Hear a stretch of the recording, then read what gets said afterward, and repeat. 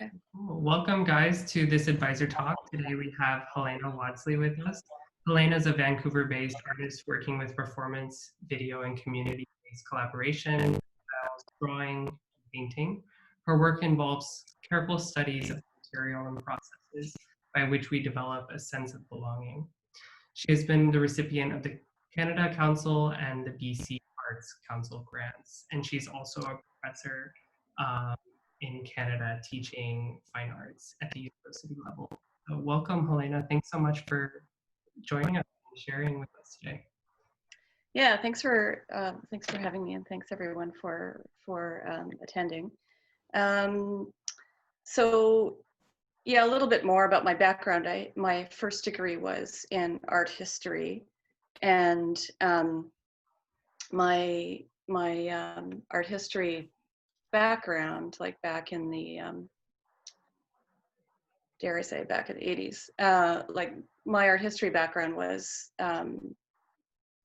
like all the classes that we took were like basically they're Western art history, and there was only one class available to take that was non-Western, and that was that ended up being a focus. The professor focused on how Western artists kind of misappropriated non-Western, so we didn't really even actually look at non-Western. And so I'm gonna give you a slide presentation basically to look at like how we've used bodies to represent ourselves as like. So I'm actually going to start off with. I'm going to kind of start off like back in Western art history and then make my way forward, but it still does kind of stay within the Western realm, I guess you could say. But anyway, well, I mean, I'm learning how to, this has obviously been on my mind for a while, but it's more in the forefront now, like with the more recent movement, the Black Lives Matter movement. There's been a lot more resources about like how to decolonize the canon. And, like back when I was a student, we talked about differencing the canon. So like looking at other, but like for me as a white woman, like the other was always female. And now it's just like, okay, well, how do you find the information to like actually create a better balance? And also, I mean, why is it important? So I'm going to basically be talking about like representation of the figure of bodies and how that's changed over time, and how people have used it like to create a voice for themselves. So, okay, so I'm going to share the screen and show my slides. If you have any questions, just go ahead and ask them. And if you need a name or something, then I can just repeat it. And I'm assuming everyone can hear me okay. Yeah. Okay. So I'm actually going to start like back in the 16th century with a very like kind of white male painting. So this is a painting by Tintoretto, and this was a popular story that was represented for a long time. It's a biblical story called Susanna and the Elders. And so in this, the story is that Susanna is raped by these two men that you can see here. And I wanted to start off with this one. The artist is Tintoretto, and it was painted in 1555. And okay, so like when you look at this, does it look like she's going to have a violent encounter? Also look at the way that her body is painted, and then compare that. How do I go forward? Doesn't go forward. Oh, here we go. Compare that with this one, which was painted a little bit later. So this is a woman artist named Artemisia Gentileschi. And this was painted in 1610, so like half a century later.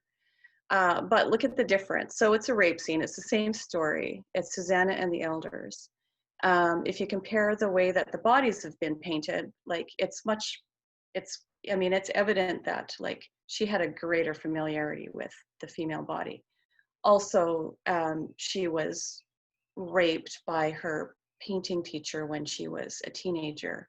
And so, I mean, she has an incredible body of work that that kind of show the emotion that around, like, you know, having lived through this rape and the consequences, right? So when after she was raped, it went to trial, but you know, that at the end of the trial, although they found her rapist guilty, I think they still suggested that she marry him because, you know, having been raped, she became a fallen woman. Anyway, she went on to become an incredible painter. And so this, I think this shows the difference. And let's see, just go to the next one. So just again to compare, like, it was a popular story. This is another, you know, male painter named Allori from the 16th century, painting the rape. I mean, it's like, doesn't really look like a rape, does it? So you know, there's the first difference in, like, you know, how it can make a difference, like being living the experience and representing it versus just being an outsider on the experience. This is a self-portrait by Artemisia Gentileschi. So this was painted when she was about 45, and it's called self-portrait as allegory of painting. Now, the first thing is that, like, allegories were like allegorical figures were always female. And there was a book at the time, it kind of like a handbook of allegorical figures that painters used, and it had kind of like a key of, like, you're going to paint the allegory of painting, this is what it should include. And so for the allegory of painting, according to this guidebook, like, the figure, well, first of all, had to be female, like most or all allegories. They had to wear shimmery fabric to show off the skill of the painter. It had to be a beautiful woman with black disheveled hair, like, to show that, like, she had an artistic temperament. A gold chain with a mask to signify imitation. And then the one thing that she didn't include here was that an allegory of painting should have a cloth over the mouth to symbolize muteness.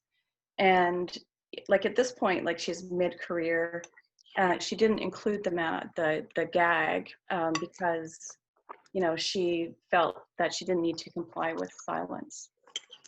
So if you look back around this time, like, this well, and after, like, for a few centuries, like, there are actually a lot of women painting self-portraits as allegories, and it was a way that they could make a painting. Like, Artemisia Gentileschi, her father was a well-known painter, and a lot of her paintings had to be rediscovered later to be attributed to her, because they would be attributed to her father, because, you know, people didn't believe that women could paint, and she worked in her father's workshop for much of her career. So you know, like, a woman could paint an allegory as a self-portrait, which is something that men couldn't really do or didn't really do, but they could also paint it, well, they could use the allegory to kind of prove that they could paint, but it could also become like something that could be passed off as somebody else's, or mistaken as somebody else's, as her work often was. So just to compare, this is one of the few paintings of, like, a male painter painting himself as the allegory of painting. And I mean, if you look at it, so the artist is Anthony van Dyck, and it was painted in 1632. So a little bit after, like, basically around the same time as the previous one. I mean, it looks pretty, I don't know. I mean, I think it looks pretty goofy. Like, it doesn't have the same serious quality as the other one. It's almost as if I don't think he was, but it's almost as if he's painting it as a joke. Okay. So this one is, I think this one is really interesting. The artist here is Sofonisba Anguissola, another Italian painter. And so she painted this painting, but she painted it as if the artist Bernardino Campi is painting her. So it's her self-portrait as Bernardino Campi painting her. the interesting thing about this painting is if you look down at the hands, you see like, her one arm coming up like the red sleeve, and her hand kind of disappears under his. And then she's got a hand that drops down.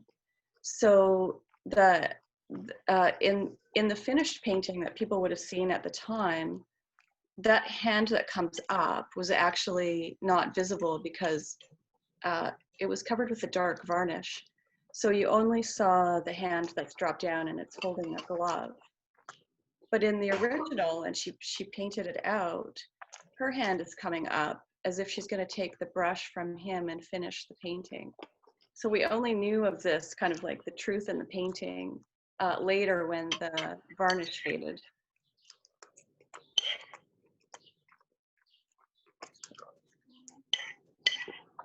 I just wanted to also just kind of throw in there, like, this is a painting by Jan Vermeer. So he's a male painting from the Netherlands in the 17th century.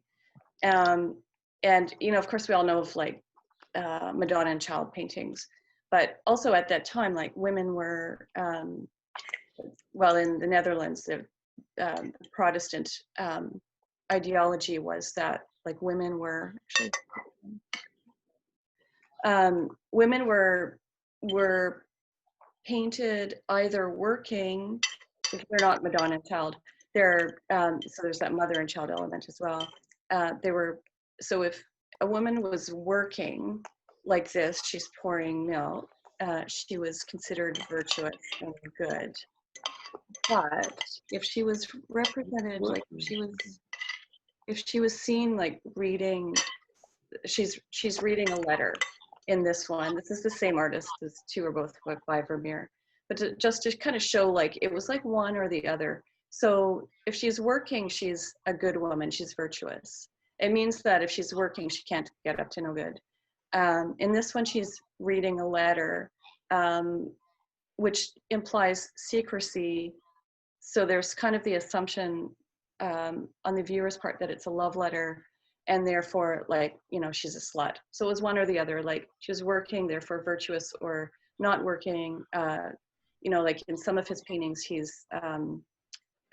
portrays women like maybe holding a piece of jewelry or playing the piano.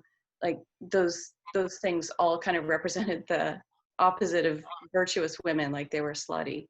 So I mean, this woman doesn't look slutty, but that's basically like what it's saying. Going on to, this is Elizabeth Vigée-Lebrun. She was a French painter who worked in the court of Marie Antoinette. This painting was painted in 1783, 10 years before Marie Antoinette was executed. The interesting thing about this painting is that she's wearing an English chemise. And on the one hand, that was kind of considered like, it was kind of considered like underwear. So she's kind of being represented in an undergarment. But the scandalous thing was, like, you know, just prior to the French Revolution, like she's wearing an English garment. And it is considered, just this representation alone is considered to have been, to have played a part in like starting the slave trade, the French slave trade, because in France, the garment industry was focused on silk. So they had a big silk industry. And England had cotton because they had already colonized India. So so France kind of had to get on board and start colonizing where they could grow cotton, because this painting, because she's the queen and she's represented in this certain, you know, it's kind of like the fashion magazine of the day. So you know, women wanted to wear this this cotton. So on the one hand, it was scandalous because like she's wearing a non-French garment, and then on the other hand, it kind of started off a lot of other things. So I think that it's important also to realize like how not just how bodies are represented, but how clothing conveys identity. Okay. I threw a couple of these paintings in because I found them quite strange, just in looking at like, you know, Western art history and how, like, you know, there's on the one hand, like, so far I focused on like how European women have represented themselves and looked at some comparisons. This is an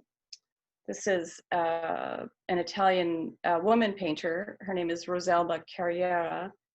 And so, I mean, it's just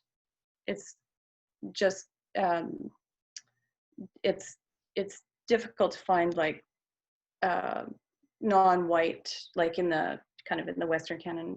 I mean, it's hard enough to find like female painters, but then to find like representations of non-white people. And again, it goes back to the idea of allegories, like using the allegory as an excuse to paint something.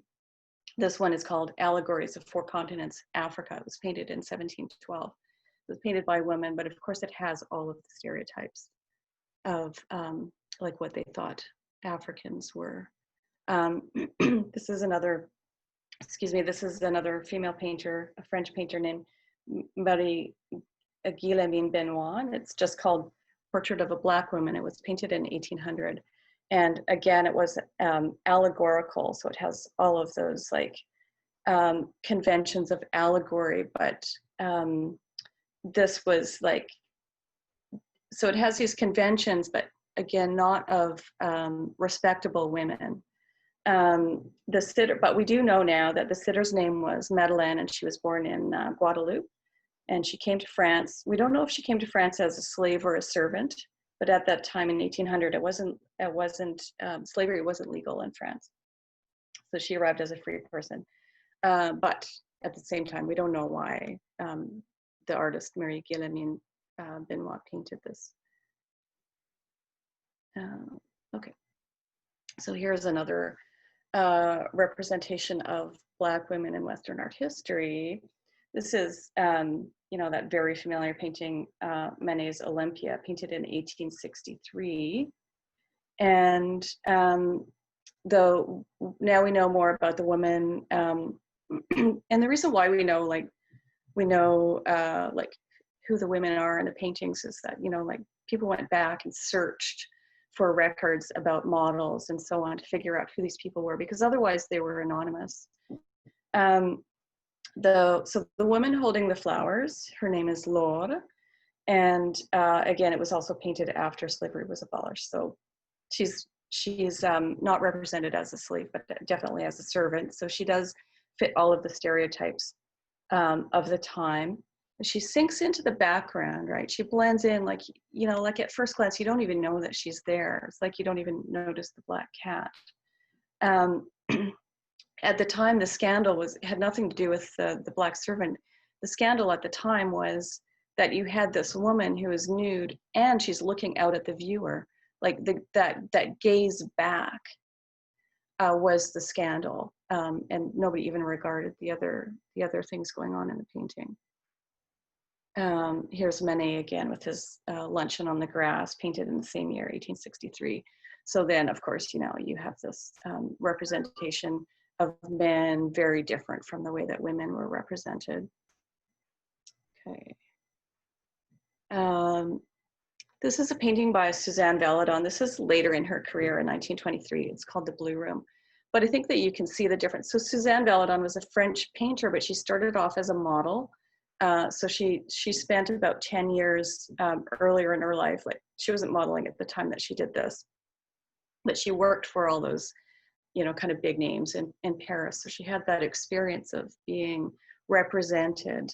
And then when you look at this painting, I mean, I think that she turned it around, right? Like this is a woman comfortable in her own body. The body isn't idealized, it's realistic. And she's got this kind of like busy background that sort of like, to me, sort of says like, you know, life is busy, it's messy. This is going back, this bounces back a little bit back to Elizabeth Vigée-Lebrun, who did the Marie Antoinette with the cotton chemise. Because I just wanted to kind of like detour a little bit into this idea about like what women could represent at the time. Women couldn't, you know, for the most part, they couldn't even like attend class or like, you know, have like a lot of the women that I'm showing were taught privately. Often like it was like their father hiring a tutor for them. They couldn't go out, they couldn't have models, they couldn't attend like a modeling class. So a common subject matter was what was in their world around them, and also their personal experience. So this is Elizabeth Vigée-Lebrun, and it's self-portrait with her daughter. It was painted in 1789. But you can also see that there's a lot of feeling there. Like, this is lived experience. It's not like an artificial situation. It's like there's so much love in the representation of her with her daughter. And this was something that you didn't really see men painting. Like, they didn't paint. I can't think of a single painting that is like father and child, actually. This is Marie Cassatt. Marie Cassatt was an American who lived in Paris, called The Child's Bath, from 1893. And so, yeah, so there was that lived experience for sure. And maybe it's sentimentalized, but it was something that, you know, they were able to do because of their limitations. Like, they worked with the world around them because they weren't able to just go out and wander the streets like some of the other artists. This is Kat Kollwitz. She's a German artist. This is Woman with a Dead Child. It's a print done in 1903. And you can see the emotion is quite raw in this one. Paula Modersohn-Becker, who is portraying herself as if she's pregnant, although she's actually not. She's a German painter, part of the Expressionist movement. This one's called Celebrating the 6th Anniversary of Marriage. So she's painting herself as if she's pregnant in the hopes of becoming pregnant because she hadn't yet had children. It's from 1919.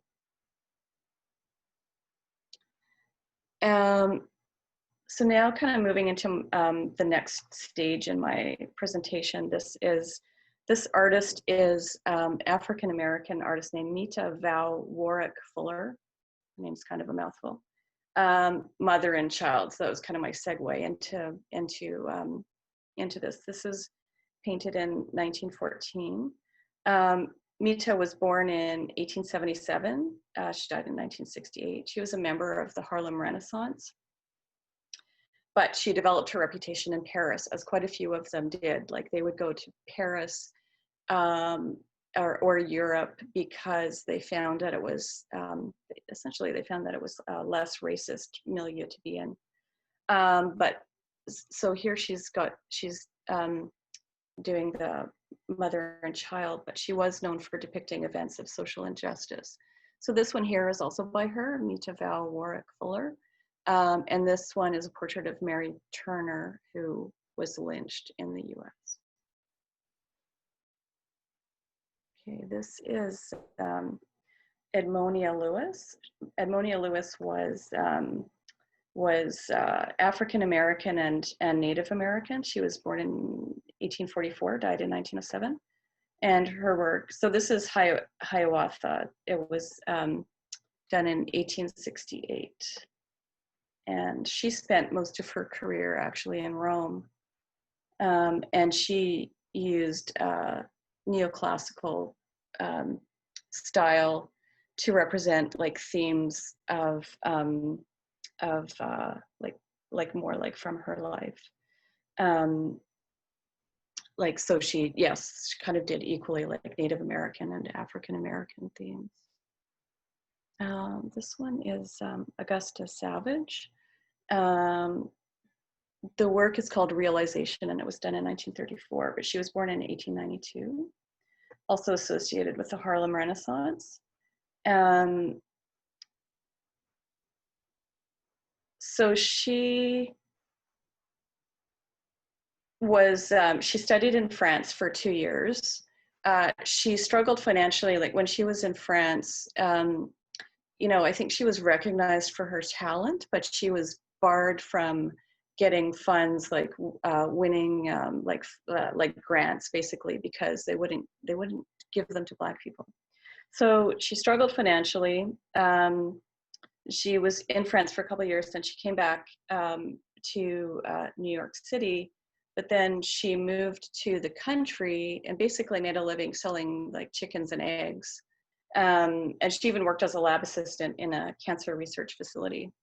So if you have your day job is, you know, something that's unrelated to art, then, you know, that's there's I think we all go through that.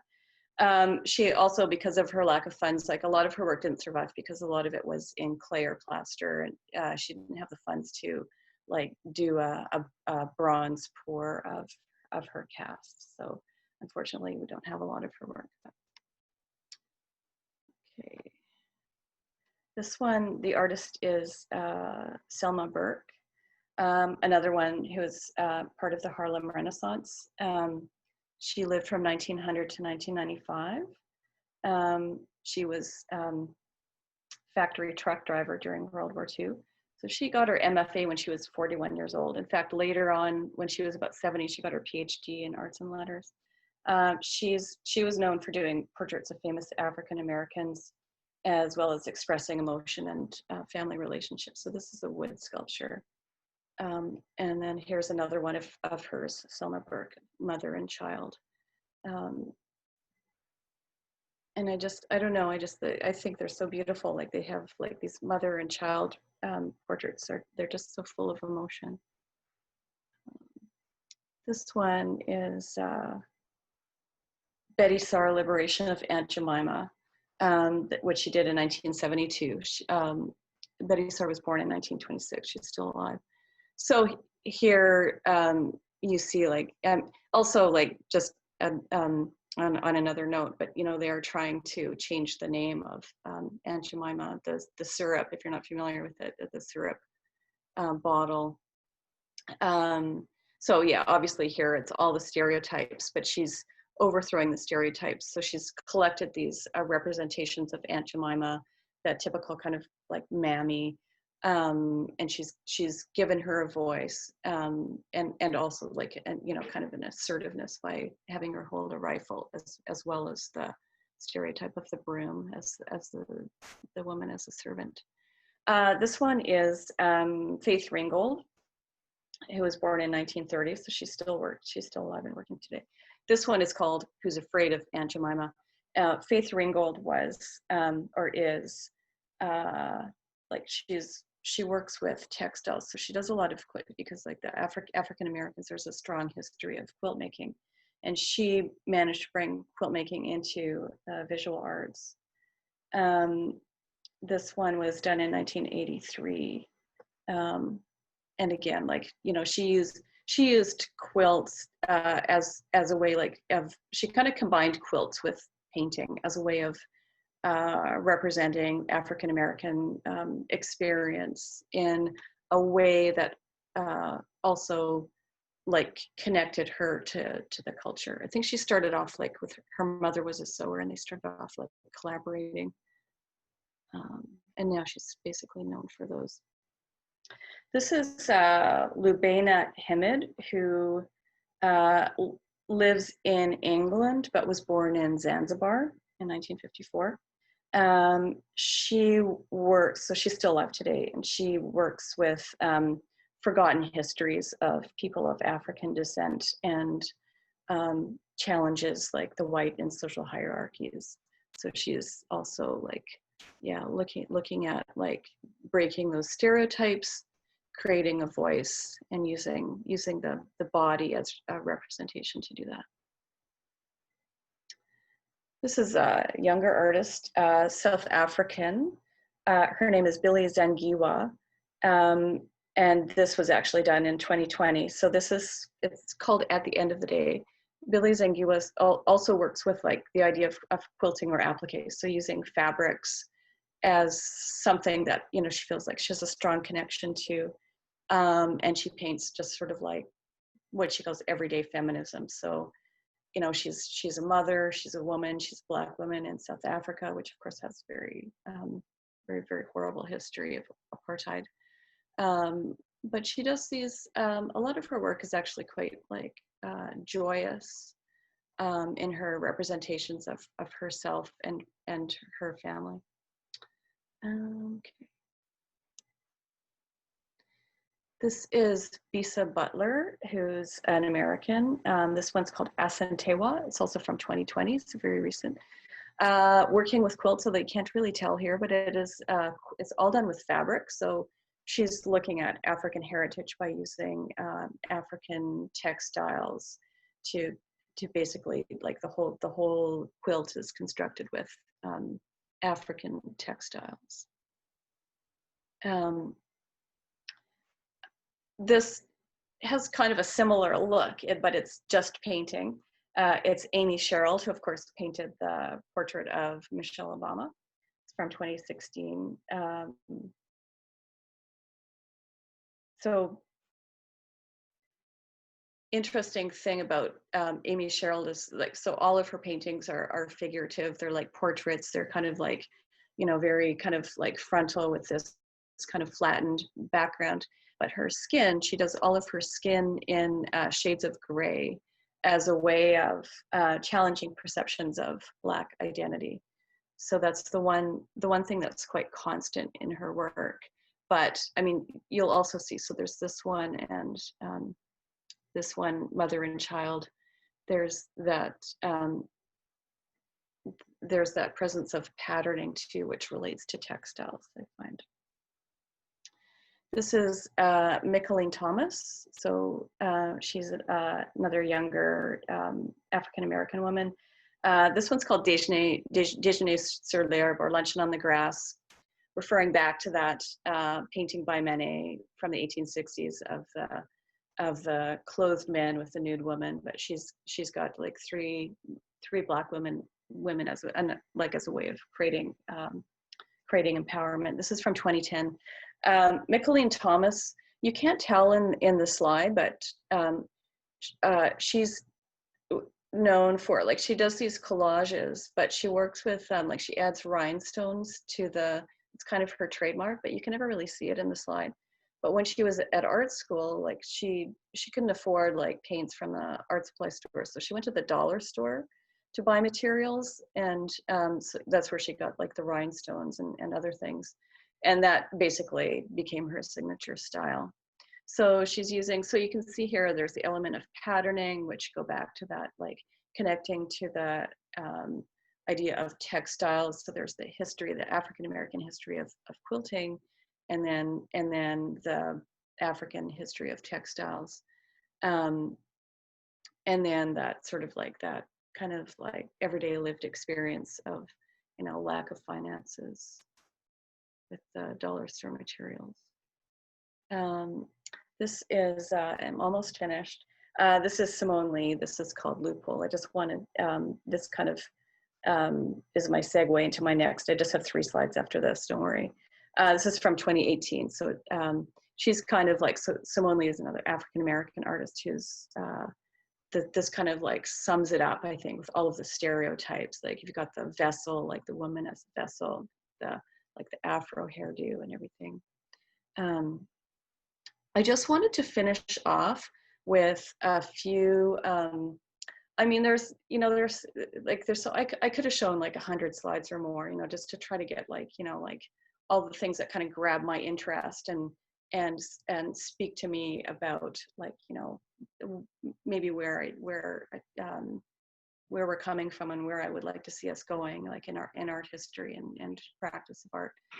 Anyway, so the last 3 are Canadian Indigenous painters. So this one is Annie Putuguk. Annie Putuguk she actually died a few years ago in poverty, but she became very well known.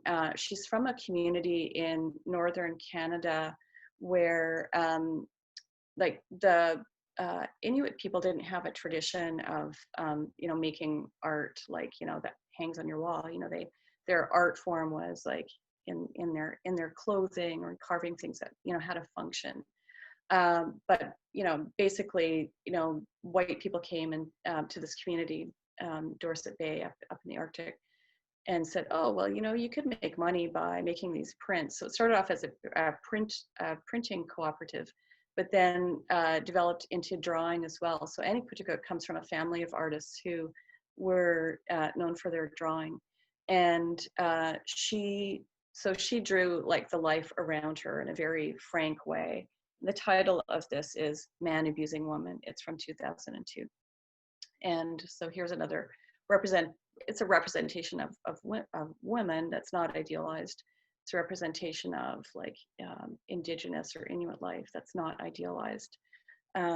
Unfortunately, like although she won awards and you know, had a kind of like what we might perceive of as a successful career, she ended up living on the street and in her 40s, and then a few years ago, her body was found, she drowned. She was found in the river in Ottawa. Okay, this is Rebecca Belmore.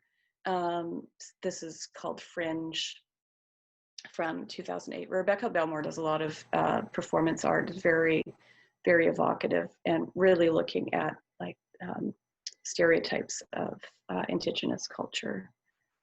And finally, this is my last one. This is a young artist called Dana Danger.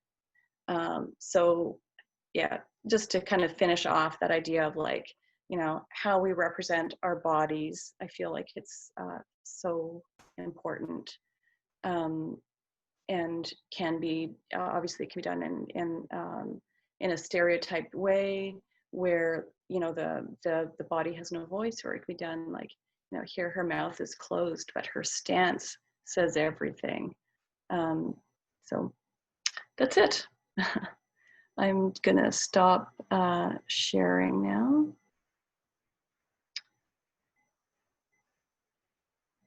So Thanks so much, Helena. That was comments? really beautiful. Yeah, like let's open up for questions or thoughts or reactions from everyone.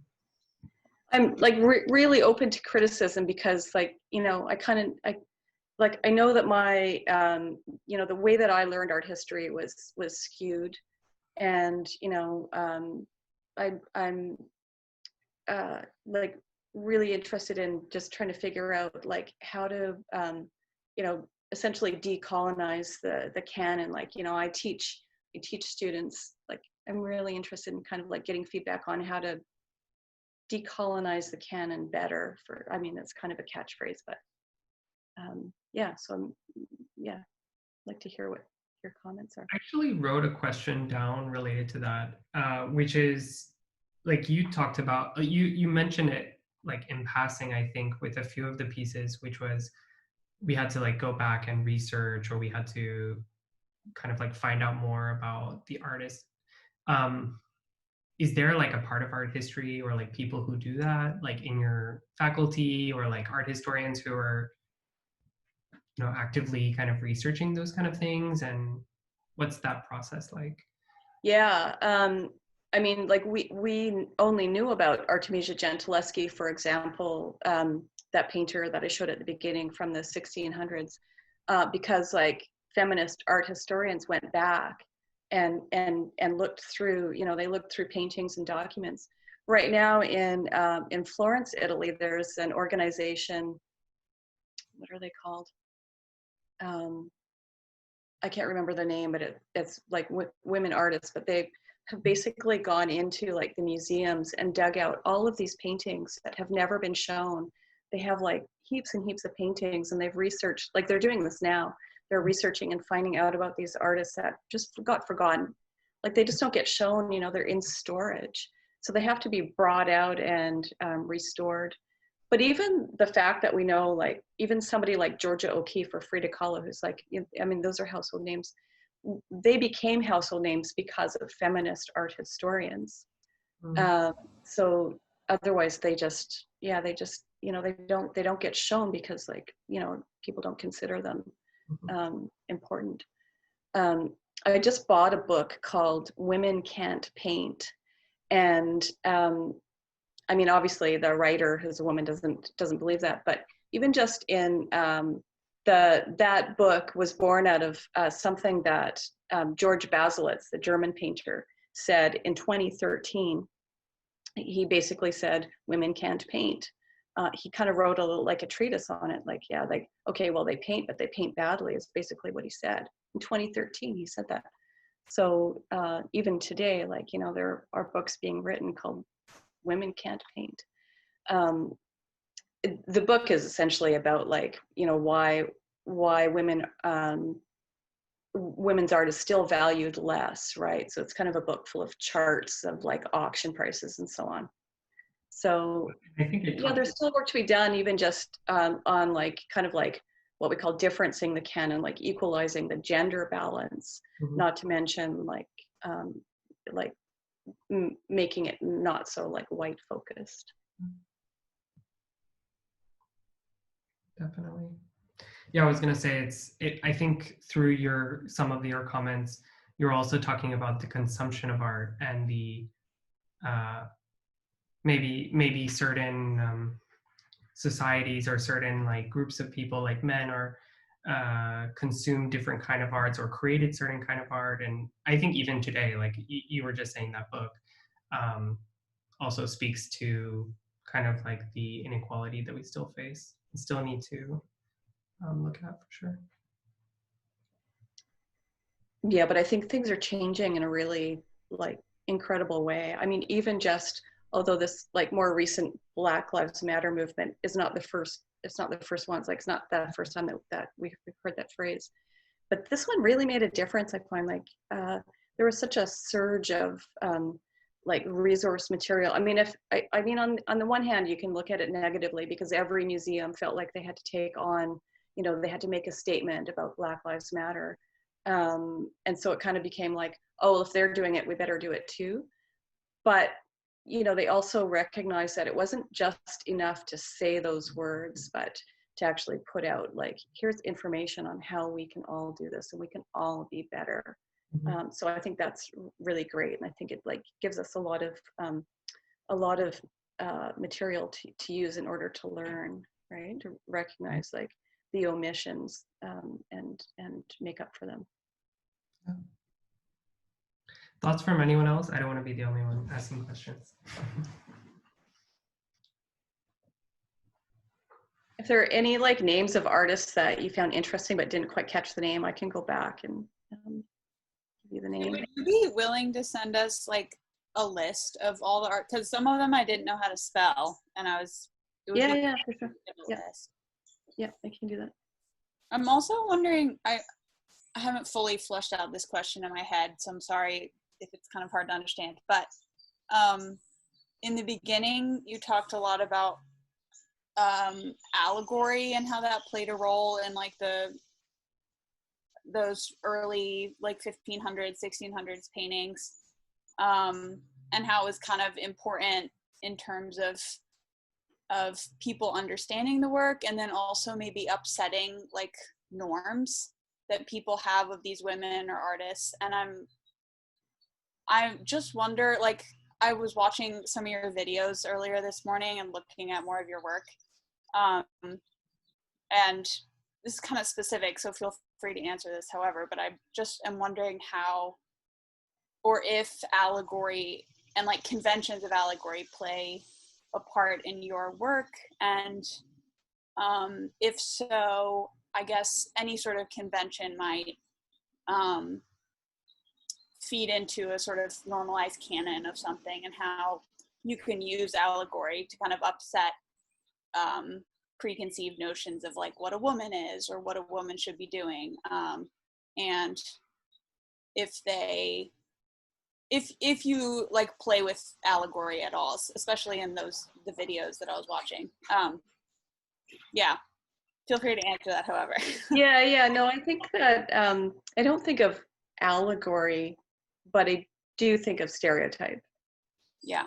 Right. So I am like, yeah, I am thinking of like women's labor and that stereotype of like women, what like, you know, women's roles in history, but also even like more recent history, like yeah, cooking, like peeling potatoes or cleaning or, you know, embroidering. Like those are the things that you'll see in some of my work. Like they're more to do with stereotypes on like what well, I mean, they have been like women's labor. So they're more like, they're not allegorical. I think the difference is like an allegory is something that's kind of like idealized. Like we have the allegory of justice or peace, you know, things like that, that are kind of like these idealized concepts, I guess, that become embodied in the figure. I guess like my idea for this presentation was kind of born out of the idea of the body, and like, why are we representing, like right now, like I feel like there's a surge in like African American figurative painting. And, I've been thinking about that, and, like Hindi Wiley, who painted the portrait of Barack Obama, and then Amy Sherrill painted Michelle Obama. And that might have been like, sort of like put people on the map. I think Hindi Wiley was quite successful before he did that portrait, but, there's sort of like, how do we become aware of these? But I was also thinking, like, why are there so many incredible paintings? I mean, I only showed a few. There's so many incredible artists out there right now, like the African heritage, who are painting the figure. And I was thinking about that, like thinking, like, for myself, obviously as a white person, but I, always been drawn to working with the body. So this is something that I've been thinking about. I didn't really articulate. I didn't really mention it that much in the talk, but just thinking about, like, you're born into this body, right? You're born into this body, and it defines you. I've been reading a book by Sarah Ahmed called The Cultural Politics of Emotion. And, she's a brown person. She talks a lot about race, and, she has a chapter on the different emotions like fear and hate. And in the chapter on hate, she talks about the experience of, like, she's describing, or she's kind of quoting, I guess, like the experience of a Black woman who is remembering how, as a child, when she was sitting on a crowded bus, and, well, it's a crowded bus, and her mother wanted her to sit down, but the white woman next to her didn't want to touch her. And so she learned from an early age, she kind of, like, if she's surrounded by hate, and it's because of the body that she's in, that she has no control over, like, that identity. Like, like, you're born as a certain gender, you're born as a certain color, or maybe you're born with a disability. Like, you have no choice over it. But, if you're surrounded by hate or fear because of that, then of course you're gonna learn to hate yourself. So I think that's why, like, on the one hand, like, there's a lot of like women working with bodies. And I mean, of course, there's there's coming from, like, my starting point in the Renaissance, like the female nude was central in like Western painting for like 500 years, painted by men, but it was painted differently, right? Like, when you're painting from that experience, on the one hand, it's a way of, like, understanding the experience, but it's also a way of subverting it and creating a voice. So I think, I mean, maybe, I mean, I'd like to hear different opinions, but I think that's why there's so many, like, amazing figurative paintings from the African American, like, art community right now.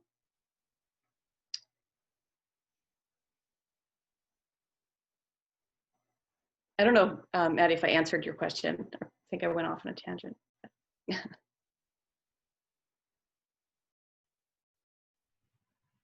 mean, I think that it's always a process of learning, and things change quite quickly, like just in terms of, like, feminism. Like, feminism became, so we had the second wave in the 1970s, and then it sort of petered out in the 80s. So in the 90s,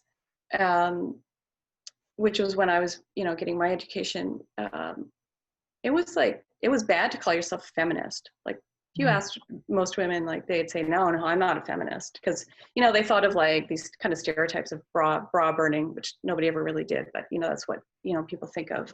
I don't know, hairy legs and burning your bras. And so in the 90s, like, feminism kind of went, like, under, it was just got, like, brushed under the rug. And now again, there's this surge, we had the Me Too movement that kind of, like, it's like, oh yeah, we had feminism.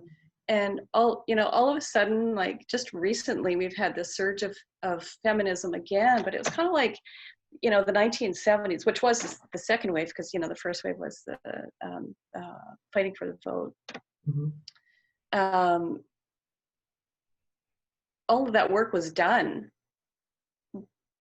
but it was sort of like, oh yeah, we can pick that up again. So it was like, I think people kind of forgot like that well, not me, I mean, I wasn't feminist in the 70s. But you know, it was the work was done, and then it went under the rug, and now it's back again, right? So it's kind of like this like ripple, like down, you know, under the water, back above the surface. It's quite interesting. But yeah, I think that I think that the future will be better. That's what I think. I think there's just more awareness. Like, how can you not be like? It's like with the Me Too movement. How could you not be aware of that? It was so much in the media. Like, yeah, it's time to make changes. Definitely.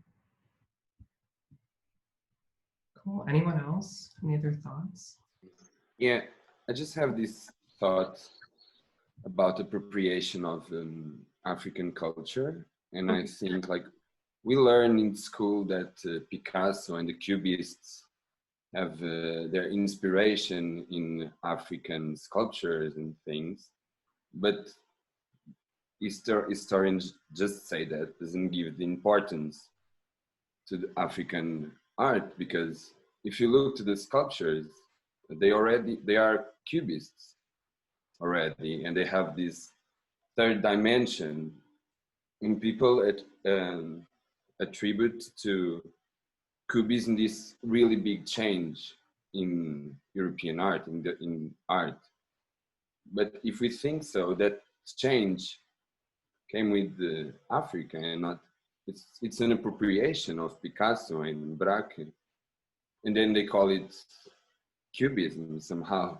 But that already happened in cultures that were not rationalized by philosophy and by art history.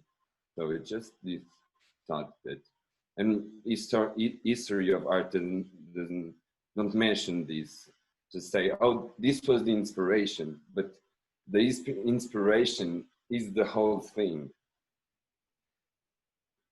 I don't know if I was clear, but The inspiration on the part of the like Picasso and Braque, or inspiration on the part of, yeah, for Cubism, like this third dimension, this but look at the faces that they are not rational somehow, that it's much more than that. yeah, and that did, I'm not entirely sure what you're saying, but like it did change the path, like that influence did change the path of art history, like Sure. for sure, yeah, like Sure. you know, we kind of moved in a trajectory that was a very big part of the changes in more recent art history, for sure. Yeah. And those African masks. To Picasso. Sorry. No, go ahead. No, I was just saying that I think the importance that we give to Picasso or to Braque, and after all, they were appropriating, you know, of sculptures and of visions that were already in the world. They were not like the inventors of this. Yeah, and yeah, okay, I see what you're saying. Like they didn't invent them because they were already there, except that they weren't appreciated. Like those, you know, they were brought back, obviously as part of colonizing. Those things were brought back. I mean, even people were brought back and like kind of exhibited in museums as like specimens. And now there's a greater recognition of like those, what those objects were that were appropriated, and a greater appreciation for them. And also kind of like a movement of like, not necessarily those African masks that like inspired Picasso, but there was a movement to kind of like return things back to like where they came from, like this idea that maybe they don't belong in European museums, just kind of interesting. But yeah, I mean, it was, you know, maybe it was like poor intention, but I mean, I think, what am I trying to say? Like the intention was there to, like they weren't, like there was no notion of appropriation at that time, right? It was just like, oh yeah, this is interesting.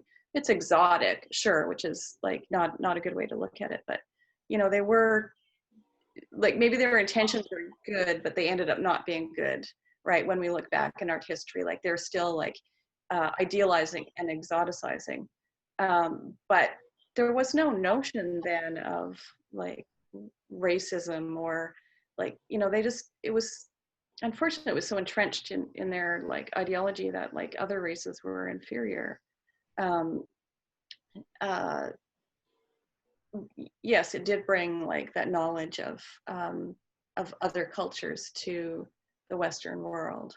So I guess there's sort of like some good, yeah, and it changed like, you know, you could wonder what would art history be like if we didn't have Cubism, because it was so influential. Yeah, yeah, it was so important even for the Dadaism after that, and all the manifestos that came before that. Yeah, no, it's true. And I think like this other dimension was already in these spiritual sculptures, and these sculptures that are not stuck in rationalism of European philosophy. And I think that was the huge contribute to our art world. It came from Africa and not from Europe, in the sense of the construction of the modernism and then the contemporary art. Yeah. This rupture with these other dimensions, these 3 dimensions or 4 dimensions. Yeah. About. Yeah, no, it's true. But there was also like the Japanese prints were very influential. Like Van Gogh was very influenced by Japanese prints, and Mary Cassatt and many other artists were also influenced by which had like kind of like like a more graphic style, like flat patterning in the background, that kind of thing. That also was very present in art history. Yeah, sure. Anyone? I wanted to share. Sorry, I interrupted you. No, go ahead. No, I wanted to share a thought, and it's open to everyone, because I'm rethinking the spaces where our art circulates. And I'm a composer. I'm from Argentina, and I'm always thinking about the world art circulates, the world music circulates, and maybe you can trace a parallel with the gallery and the museum. But it happens to me as in the last decade there has been the same process of feminism and art historians that are willing to dig in the past and shed some light to other musicians and composers that were not European or were women or were from a different ethnic background. And one thing that is going to make me move more toward performance art and other kind of art that are not so defined as the music that is played in the concert hall, like the music written, is that I feel that there is a big problem. I don't know if I say it a problem, but there is something that I think it should be problematized. That is the thing on one hand, the way art circulates in the concert hall, where with the big orchestra and the chamber groups, it's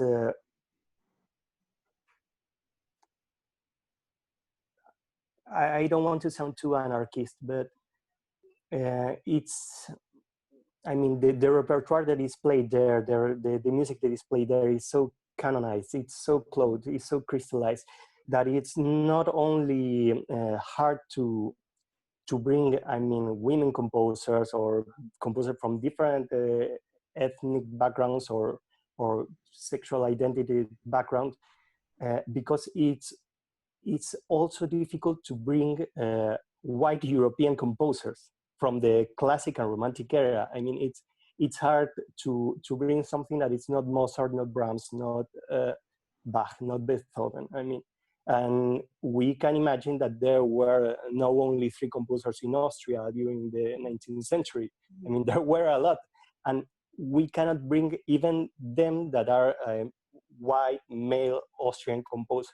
So it's this kind of work that is so crystallized and it's so hard to penetrate that that it's so hard to bring it live. And on the other hand, the thing that appears to me is, this is when I sound a little bit avant-garde and anarchist, is said, why should we, I mean, why should we try to, like,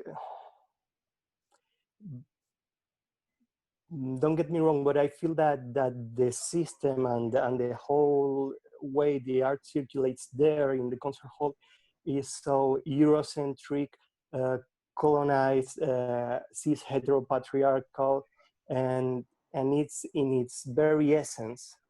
I mean, it's like the structure, it's the house that is that way.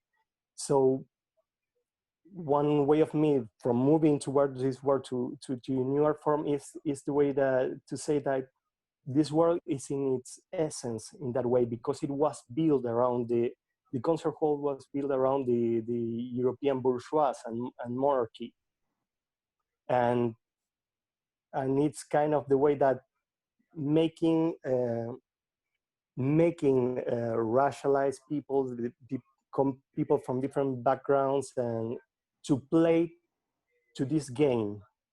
I don't know if you understand. It's like taking African composers, women composers, to play to this game that it was made during the 19th century with the high bourgeois concept of art.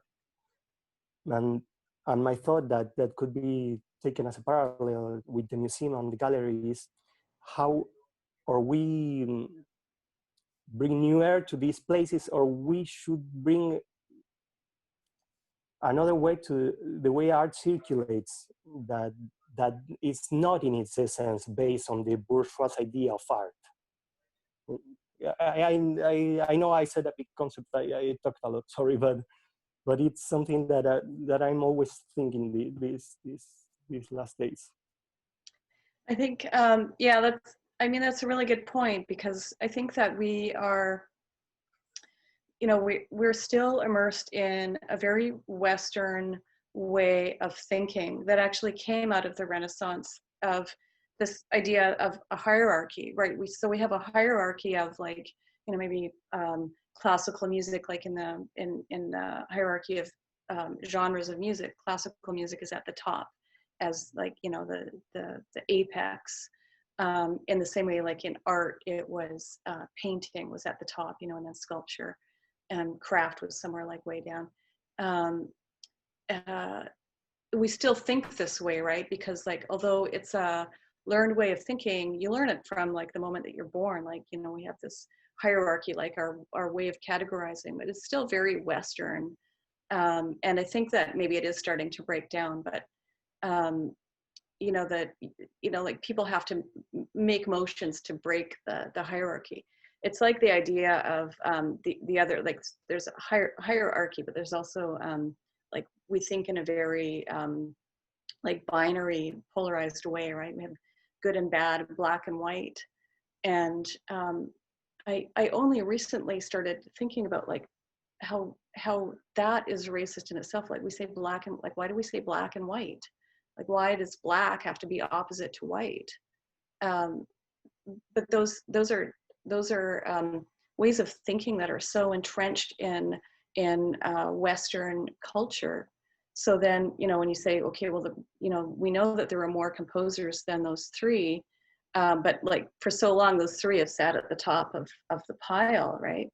And then it takes work. Like, somebody's got to say, okay, well, actually, these people were amazing too, and kind of like almost like force people to listen to them, to say, like, well, you can listen to a concert, you can have an orchestra play and not be in this huge concert or arena where it's so expensive to buy tickets. you know, you can have other venues, but like people have to make that work to make that happen. And that's where, yeah, that's like, I guess that's where anarchy comes in, right? Just like break those conventions, just don't follow them, find other ways. And I think, Pedro, when you were talking, what I was thinking was about the conversation that we had with Dominic Taylor, where he mentioned one of the main roles of the artist being breaking up these systems or reinventing these systems. And I don't think it's anarchy. It's how you push the plot forward, right? You rethink what we have, right? But yeah, I kept thinking of that when you said that.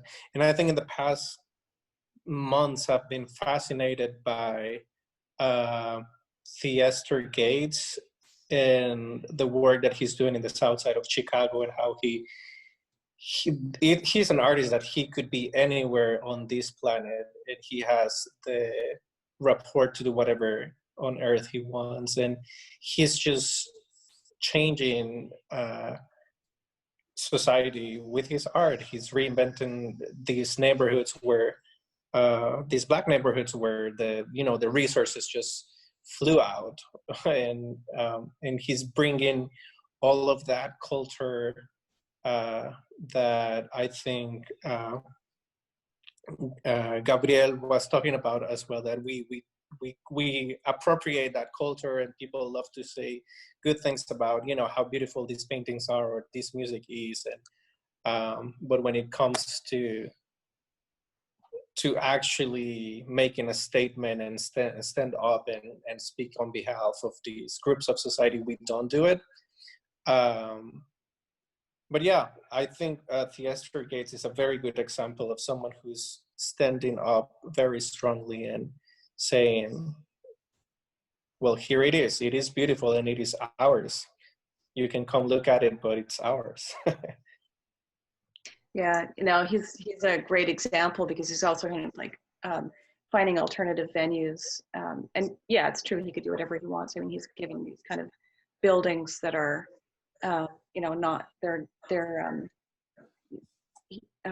he can do whatever he wants in the building, and it's not a gallery. So it's great to see that, like, he's bringing art to the community and breaking down that hierarchy. Like even like going into a gallery can be very, like, certain people, like, people feel like they're not educated enough to go into a gallery, or they're intimidated when they go in, kind of like going to the concert hall. So yeah, Theaster Gates is bringing art into the community in an incredible way, right? I agree. I think it relates to me. We had a conversation with Charles Fong, who's a gallerist in Hong Kong, and he was just mentioning that, like, kind of like Eric said, it's about like reinventing the systems. And he was kind of saying, well, we're also seeing, I mean, in this modern world with the internet, we're also seeing kind of democratization of art, and with tools like Patreon, where you could be an artist and maybe you can't only survive off of donations from individuals, but no longer do we have to rely on big auction houses or big galleries or big museums to fund artists. We can also democratize that in a way that it becomes less centralized, and I guess less reliant on those institutionalized venues. Yeah, and I mean those venues are, they're like barriers, right, for so many artists that you just like.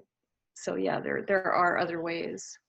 And yeah, Patreon is an interesting example, because you can rely, if you're successful at it, you can rely on just that kind of like mutual support, because it's all reciprocal support, isn't it? Like, so I think it's a great idea. And it kind of like, also like that idea of reciprocated support is a move away from capitalism, which, I think especially during COVID, maybe we've seen how capitalism can fail, or has been. I mean, maybe capitalism has brought us to this point where we're all in lockdown.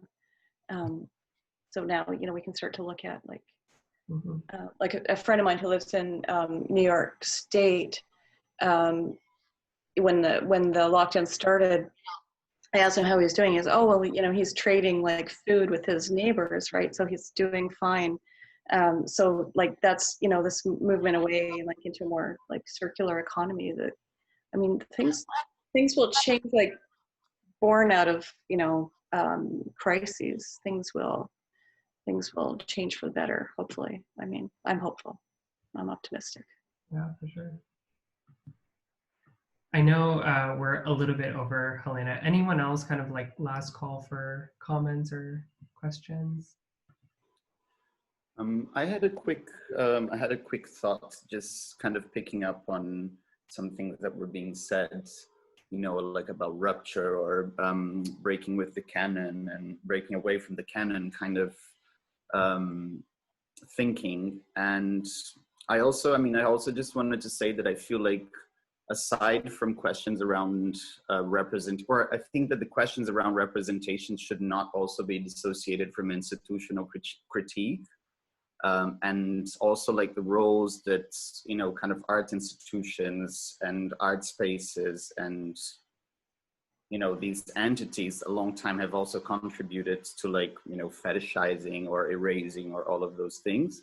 So on that note, like I was just thinking of an South African artist called she's called Dineo Seshibo Papi, and we saw, I'm gonna put her name down in the chat later so we can look her up, but also she, you know, she's really dealing with these ideas of narration and representation, but also like, it's interesting because she doesn't necessarily go through the figurative or like a figurative representational route, but she's more dealing with memory. So she creates these, you know, like really large scale installations that are kind of, you know, like objects scattered around. It's usually almost like a forged ruin kind of thing. You know, she appropriates elements of the space itself and then kind of recreates the space as if it was been kind of destroyed somehow. So like really precarious. And she has these, you know, like water leaking from the ceiling with water buckets underneath. So like you kind of feel like you got into a space that's precarious. So she's kind of highlighting, you know, this particular one was in Kunstwerke in Berlin. So like a really sort of, you know, like well-renowned art institution, but at the same time in her installation, it really looked like the place was kind of about to, you know, like collapse, or just really highlighting the role of institutions also in this lack of representation and then erasure and then kind of fetishizing some narratives or bodies, you know. So I just thought that's, you know, like just for Helena, kind of maybe it would be cool for you to look at her work, because we were so, I mean, we spent like hours in that installation. It's endless somehow, you know, and there's debris on the floor and videos combined, Nina Simone music playing from underneath the rubble. I mean, it's like a really, like it's a real immersive experience that I feel like it's tackling all of these issues of representation and memory, and at the same time institutional critique, you know, which I think it's also important, like to not leave out. But I'll put her. True. I think I saw that actually. Was that like a year or so ago?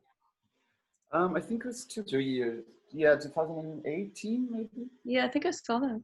Yeah, like super orange. It's like an orange lit room. Mm-hmm. But yeah, it was her work is incredible, and yeah, also yeah. She also has this other project, Struggle of Memory Against Forgetting. I think that's what it's called. So yeah, it's really prolific practice. Amazing. Yeah, look her up again. Yeah, thank you for that. Okay. Okay, well, thank you all for attending. And thank you, Helena. This was really enjoyable just to hear from you. And I think I certainly got a lot out of the talk, and also stimulated me to think more about the institutions and also history, and like how can we re-look at history and be critical of history from that lens to discover more about artists who came before us. So thank you so much for this. Yeah, you're welcome. I think that we just have to acknowledge that we always have to be learning, right? Like we're never going to be at a point where we can stop learning. Yeah. Always more.